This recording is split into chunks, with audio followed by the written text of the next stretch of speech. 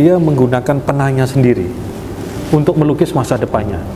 Oke, jadi dia harus menggunakan penanya sendiri untuk melukis masa depannya. Oke. Bukan penanya orang lain untuk melukis masa depannya. Bukan pena idolanya. Betul. Bukan pena orang-orang yang dia lihat sukses. Iya, betul.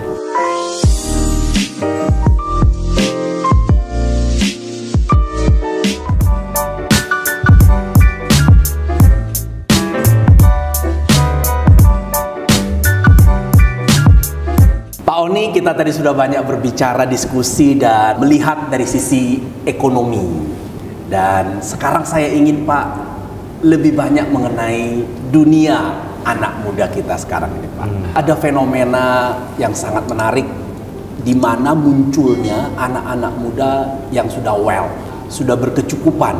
Berbeda dengan masa kita dulu Pak. Masa kita dulu yang disebut nasabah private banking itu 50-60 tahun Pak. Saat ini yang berusia 30-35 pun sudah nasabah prima di beberapa bank Pak. Dan kita pun bersyukur untuk itu Pak. Betul. Banyak anak-anak muda muncul dan saya rasa itu bukan hanya di Indonesia, di belahan dunia manapun. Salah satu karena kemudahan mereka mengerjakan sesuatu bisnis mereka lewat digital. Tetapi saat yang sama saya juga melihat Pak, banyak anak muda yang melarutkan diri menonton orang-orang yang dia impikan itu Pak. Sehingga waktu berjalan dia tetap di situ-situ aja, sementara dia setiap hari melihat perkembangan dari orang-orang yang disebut sudah maju seperti dia anak muda. Bagaimana Pak Oni bisa melihat ini dan memberi advice buat anak-anak muda supaya tidak terkesima dengan kekayaan-kekayaan orang lain di masa muda Pak? Saya melihat di dua hal ya. Yang pertama, ada kesempatan yang digunakan dan tidak digunakan. Ada kesempatan yang digunakan dan tidak digunakan. Ya. Jadi dengan kemajuan digital itu kan aksesnya jadi luas. Oke Pak. Nah itu yang harus digunakan ya. Akses jadi luas. Tapi kebanyakan anak-anak muda tidak menggunakan. Ya. Akses untuk produksi, akses untuk pasar, untuk jualan. Interaksi. Akses untuk interaksi, komunikasi, inovasi. Karena semuanya tersedia di situ. Wow. Sebentar Pak, di situ dulu Pak. Ada akses. Masalahnya ada yang pakai all out, ada yang tidak pakai. Betul. Contohnya, yang punya Instagram bisa membuat nilai tambah di Instagramnya, followersnya nambah. Kontennya ya. Kontennya nambah. Ada orang punya Instagram dikunci, followernya 5. Iya. Nah, begitu juga akses itu tidak digunakan pengetahuannya, ilmunya, bukunya. Jadi sesimpel itu Pak ya. Digital itu ada akses. Ada akses. Luas sekali. Ada yang menggunakan, ada yang tidak menggunakan. Oke, lalu yang muncul ke orang kaya ini berarti yang menggunakan. Yang menggunakan. Dia gunakan itu untuk bermain di misalnya digital marketing, atau dia jualan, atau personal branding, anything. Oke Pak. Anything about access. Kolaborasi dan sebagainya. Tetapi yang tidak menggunakan, dia hanya menonton keberhasilan orang lain. Menonton kabarnya teman-teman, kabar dan keberhasilan orang lain. Kemajuan, tapi hanya menonton. Menikmati. Menurut saya itu tidak menggunakan. Itu observer. Sementara yang menggunakan itu explorer. Beda dong. Sama-sama di media sosial. Sama-sama punya akun Instagram. Yang satu explorer, yang satu observer. Nonton, scroll, kagum, terkesima, memperbincangkan, dianalisis sama temennya, observer, tetapi dia bukan explorer. Di situ. Jadi memang ini ada, kalau dulu lagunya Chrisye itu dekadensi. Dekadensi itu ada situasi kemajuan yang bikin orang maju sekali dan ada bikin orang mundur sekali. Nah, yang tidak menggunakan, mohon maaf, itu bisa dikatakan mundur sekali karena dia wasting time. Dia kehilangan waktu untuk membangun diri. Wasting energy. Waktu, biaya, tadi ada pulsa kan? Kalau yang explorer mikir dia, Oh, Wah, menghasilkan cuan ini ya, gitu. Nah, memang kalau kita bisa mengarahkan sebagian besar, tentunya nggak semuanya atau separuhnya itu dari yang observer menjadi explorer, nah kita butuh pejuang. Pejuangnya siapa? Motivator kayak Pak Jaja. amin Pak, thank you Pak. Waktu dia ikut sesi motivasi dapat ilmunya, gue selama ini berarti observer nih. Iya. Selesai sesi motivasi. Bisa jadi dia tetap observer loh Pak. Bisa. Kalau dia tidak action. Jadi kalau kita melihat orang yang berhasil di Instagram dan kita ingin sebenarnya kita sudah buat jarak itu. Oh, kita lihat orang sukses di media sosial, kita udah buat jarak. Kita udah bikin jarak. Kalau kita ingin ke situ kan? Karena kita di sini.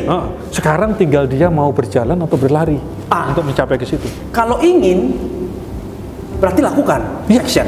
Jangan hanya ingin. Soalnya kalau hanya ingin, kawan kita ini makin jauh loh kan? Jaraknya semakin jauh antara realita yang ingin kita capai dengan realita kita sekarang. So keinginan itu baik, tapi keinginan itu bisa membuatmu makin jauh dengan yang kamu inginkan. Betul. Kalau nggak segera bergerak, bertindak, action. Nah, kalau pingin banget berarti nggak bisa berjalan tok, lari ya? Lari, terbang. Kalau bisa terbang, kalau bisa. Iya, karena berjalan ya sana jalannya lebih cepat. Iya, bisa sana ketinggalan. Jalan kita lari dong. Iya. Tapi at least meskipun tidak bisa sampai di jaraknya, kalau berjalan itu ada kemajuan. Dan makin memperpendek jarak, Pak. Oke. Jadi memang ya itu. Jadi yang apa kita inginkan dengan apa yang kita sekarang itu selalu ada jaraknya. Makanya kalau di ilmu manajemen itu adanya gap atau kesenjangan. Gap, betul. Dan itu harus kita tutup katanya dengan capability. Iya. Apa itu capability ya tadi? Membangun diri, bangun motivasi, membangun network, berteman, berkreasi, berinovasi supaya ya itu jadi berlari nantinya. Iya, dapat saya poinnya Pak. Jadi keinginan adalah awal pergerakan. Karena saat kita melihat idola kita, entah itu idola di media sosial, idola di pemimpin, sebenarnya saat Anda mengidolakan, Anda ingin jadi seperti idola Anda. Iya, benar. That's the point ya. Tapi kalau hanya ingin saja, nggak bertindak, maka keinginan itu akan memperjarak. Karena orang idola Anda ini makin sukses. Betul. Jadi bertindaklah. Nah, ketika bertindak Pak, tentu dihadapkan juga pada pilihan tindakan Pak. Iya. Kan ada idola kita penyanyi. Kita kan bukan penyanyi. Kita nggak punya skill seperti itu. Jadi waktu kita bertindak Pak Oni, mau nggak mau bertindaklah sesuai dengan passion kita. Betul. Ya, karena dengan passion yang kita temukan pasti tindakan kita lebih terarah. Betul. Kita lebih berdaya dan lebih happy melakukannya. Dan kalaupun ada kegagalan di situ karena itu passion kita akan dengan senang hati menjalani. Betul. Nah, berbicara mengenai passion Pak, karena ini masalah yang seru terus ditanya di kelas Pak. Sebenarnya bagaimana sih orang menemukan passion dari kacamata Pak Oni? Ada dua hal ya, yang menurut saya ya. Oke. Yang nomor satu, kalau bisa dia menggunakan penanya sendiri untuk melukis masa depannya. Oke, jadi dia harus menggunakan penanya sendiri untuk melukis masa depannya. Oke. Bukan penanya orang lain untuk melukis masa depannya. Bukan pena idolanya. Betul. Bukan pena orang-orang yang dia lihat sukses. Iya, betul. Karena bisa jadi penanya itu nggak fit dengan pena. Nggak cocok. Oh, penamu itu ada kaitan ke passion, capacity, interest. Oke, jadi nomor satu Pak, menemukan passion, gambarlah masa depanmu dengan penamu, bukan penanya orang lain. Itu nomor satu. Oke Pak. Yang kedua, di dalam proses menggambar atau melangkah, itu ada proses discovery. Penemuan diri. Nah sebenarnya, aku ingin itu, tapi ternyata di sini ya tempatku gitu. Dan itu mungkin terjadi di kehidupan kita. Betul. Pak Jaja, Iya betul. orang lain juga. Karena jarang sekali yang kita ingin itu kejadian. Karena plan itu miliknya di atas. Jadi kadang-kadang di atas memberikan kita sesuatu yang lain. Kalau tadi kita mau melukisnya, kita mau bergerak, dan yang di atas ngasih, kamu ini loh, bukan itu, kamu ini. Oke. Setelah dilakukan, kalau tidak dilakukan nggak ada yang berubah. Betul. Jadi kita juga harus berani menavigasi kehidupan kita, cita-cita kita sampai kita nemu ternyata saya di sini.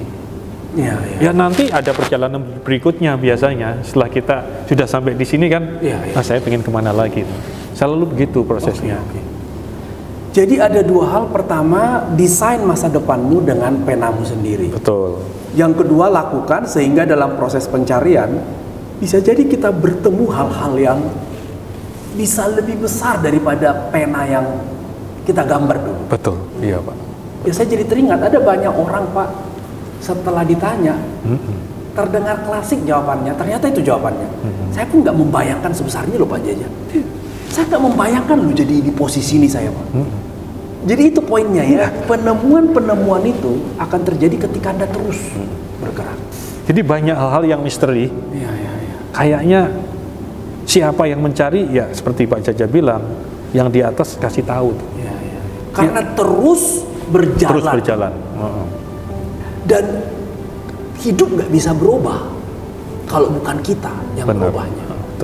Betul. Tetapi Tuhan akan menuntun ke arah yang Dia kehendaki. Betul. Bahkan saya yakin Pak, Tuhan mengirim rezeki gak pernah salah. Gak pernah salah, benar. Sama dengan burung di dalam sangkar, gak ada orang melempar kue ke burung di sangkar, nih makan. Gak ada. Itu burung harus keluar dari sangkar. Betul. Dan yang kenyataan sehari-hari, iya Pak. Bapak tahu cicak? Cicak, betul. Makannya apa? Nyamuk. Nah, udah pikir sendiri. Nyamuk pun terbang-terbang. Iya. Jadi intinya apa? Nggak boleh ada putus asa.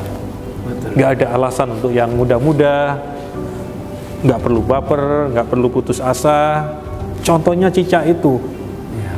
Kalau dia cari makan ya dikasih nanti. Ada nyamuk yang terbang, tangkap. Tapi dia nggak diam aja. Nggak. Dia bergerak. Bergerak. Iya. Jadi alam juga mengajarkan kita.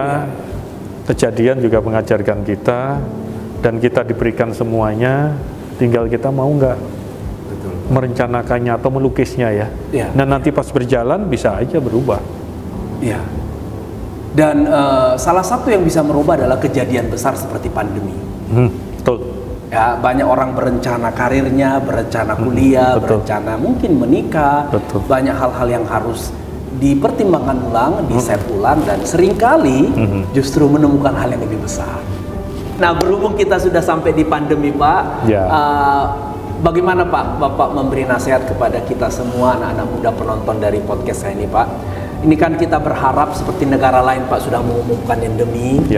Kita juga berharap soon or later kita akan ke arah sana, Pak. Tetapi apa sebenarnya yang perlu dipersiapkan oleh semua kita sebagai individu, sebagai warga negara ini Pak, untuk bisa ikut berlari di masa dan hari yang lebih baik setelah pandemi ini Pak? Yang pertama, kita melihat apa yang terjadi ini dengan optimisme. Jadi artinya kita tidak deny. Virusnya ada, kita tidak deny. Tapi kita terima dan kita hidup bersama mereka karena itu kenyataan. Nah demikian juga anak-anak kita, anak-anak muda. Pesan saya, kita jangan mendinai hal-hal yang bikin kalian ini susah atau ada kendala. Yang bisa dilakukan ya terima kenyataan itu dan siapkan diri, rubah kenyataan itu dengan tadi kembangkan diri, berinovasi dan berteman, connection, berteman. Nah nanti saya yakin ditambah dengan kita melukiskan hidup kita ke depan dengan pena kita lebih terarah, pasti ketemu nanti jadi apa?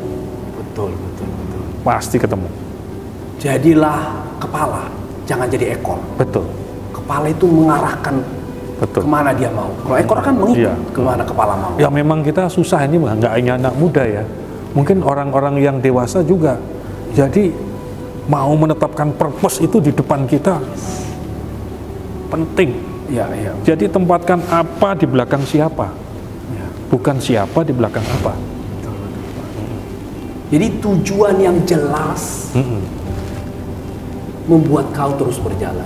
Ya, saya ingat Napoleon Bonaparte pernah bilang gini, Pak. Kalau tujuanmu jelas, tak ada yang bisa merintangi. Nothing else matter. Jadi seringkali poin Bapak betul banget. Seringkali yang membuat kita gagal bukan sulitnya yang kita tempuh, tapi tujuannya nggak jelas. Bisa jadi itu. When your goals is clear, nothing else matter. Betul. Tak ada satupun yang bisa merintangi kita. Jadi perlu kita Cocok bertanya itu. ya Betul, sama diri kita, tujuan saya hidup di dunia ini. Memang di dalam contoh kecil terjadi loh Pak. Oke, Pak. Kadang-kadang kita juga melakukan, kita masuk mall mau beli apa nggak tahu kita. Oh iya, masuk mall mau beli apa? Akhirnya muter-muter. Habis waktu, Akhirnya beli yang nggak kita perlukan. Nah, salah satu contoh. Karena itu natural ya. Jadi kita juga harus melatih ada purpose. iya. Yang Bapak sampaikan tadi. Atau ke kantor, Ah.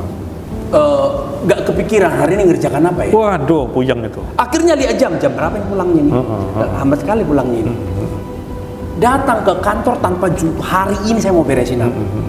Pergi ke mall harus tujuan yang jelas. Iya, jadi memang kita harus membiasakan diri untuk menetapkan mission. Mission, betul. Mission itu beda dengan pekerjaan yang rutin ya. Ya. Pekerjaan rutin kita bisa jadikan mission dan dia selesai pada waktunya. Oke. Kalau pekerjaan rutin kita anggap pekerjaan rutin, kita jadi robot, nggak ada purpose, ya kan? Dan kalau pekerjaan rutin kita nggak ada pun orang bisa menggantikan. Tapi kalau menjadi personal mission kayak film Mission Impossible kan, begitu selesai ada pesan bakar, misi mana lagi? Jadi kalau kita anggap suatu pekerjaan, suatu tugas hidup itu sebagai mission, kita harus memperlakukan misi itu seperti kita main sepak bola. Oke. Ada waktunya. Iya. Selesainya kapan? Itu harus ada di pikiran kita. Betul. 90 menit sepak bola, masih kosong-kosong, perpanjang 30 menit. Masih kosong-kosong, penalti habis itu finish. Iya, betul. Accomplish or not. Iya, betul. Nah, kalau kita bisa membiasakan seperti itu, ya mungkin buat saya juga buat yang lain, buat rekan-rekan milenial Indonesia, saya kira kita bisa win the battle itu. Yes. Miliki tujuan yang jelas, tetapkan waktu. Yang juga Anda bisa ukur. Ya. Ya, kalau sepak bola waktunya memang sering ditambah, tapi tambahan pun ada batasnya loh. Ada batasnya. Penalti ujungnya. Penalti. Setelah itu over, the game is over. You win or loss. Iya, betul. So prepare. Harus prepare. Iya. Loh, apalagi Pak ya orang-orang yang sudah jelas pensiun di usia 55. Iya, udah. Itu udah jelas kan? Udah nggak bisa nambah-nambah. Sudah diketahui. Dari awal masuk. Oh, itu gamenya itu. Gamenya udah jelas 55 tahun. Lu memulai 25, 30 tahun. Lu memulai 35 tahun. Sudah jelas waktunya. Bermainlah sebaik-baiknya. Jadilah pemenang di sini. Benar. Jangan hanya berakhir tanpa satu kemenangan. Iya. Wow. Vision, mission harus dengan waktu yang Anda set up. Betul. Jadi jangan dianggap rutin kehidupan kita. Jangan dianggap mengulang. Ya. Kalau hidup mengulang, yang didapat adalah penglamaan. Penglamaan, betul. Pengulangan. Kalau dianggap sebagai sehari-hari itu pengembangan diri yang kita punya pengalaman yang luar biasa. Iya. Kalau hidup kita dianggap cuma jalan biasa, pengulangan dapatnya. Iya, pengulangan, repetition. Repetition saja. Tapi kita nggak jadi ahli. Tapi kalau kita serius itu dapatnya dua, experience dan expertise. Iya, betul. Nah itu expertise itu yang harus dibangun gitu. Wow, Pak Oni. Gitu. Ini yang saya bilang setiap ketemu Pak Oni selalu dapat hal-hal baru. Padahal dengan orang yang sama. Tapi kan dari pertemuan kita ke pertemuan berikutnya pasti Bapak punya buku baru, teman baru, perenungan baru yang ketika kita ketemu terkuak lagi hal yang baru. Kita sama-sama saling melengkapi. Saya juga banyak dapat dari Pak Jaja. Terima kasih. Saya juga thank you banget Pak. Baik Pak Oni, terima kasih banyak. Terima kasih Pak Jaja, terima kasih. Sehat dan sukses di di penugasan Bapak, terutama menapaki bangkitnya ekonomi di Maret sampai Desember. terutama di ibu kota Jakarta yang jadi barometer. Amin, amin. Dengan motivasi dari Pak Jaja ya, saya kira gerakan kita ada nyawanya. Amin, Ya kan? thank you Pak. Terima kasih banyak Pak Oni. Makasih Pak Jaja, makasih. Thank you Pak Oni. Makasih. Teman-teman, pembicaraan saya dengan Pak Oni semoga membawa semangat baru, energi baru, dan terutama optimisme baru. Mari terus mencari, dan seringkali Anda menemukan hal yang jauh lebih besar daripada yang Anda pernah lukis sebelumnya. Terima kasih banyak, sampai jumpa di Titik Bali